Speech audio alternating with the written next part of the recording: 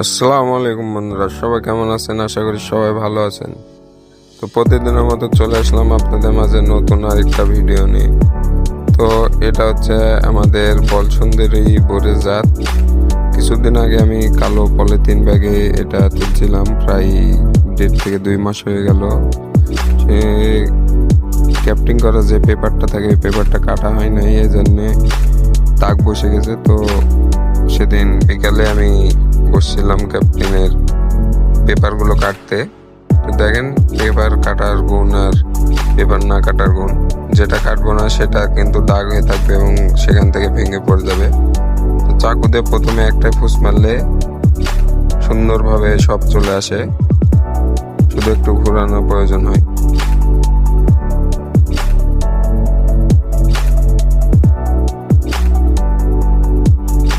তো দেখতে পাচ্ছেন কিরকম হয়ে বসে গেছে। কিছুদিন যাবত কাটা হয়নি, কারণ আরো 15 দিন আগে কাটা লাগতো, তাহলে গাছটা অনেক সুন্দর থাকতো।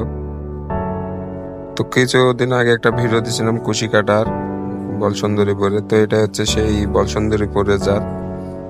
তো ভিডিওটা ভালো লাগলে সবাই পাশে থাকবেন, লাইক শেয়ার করবেন। তো আজকে এই পর্যন্তই, আল্লাহ হাফেজ।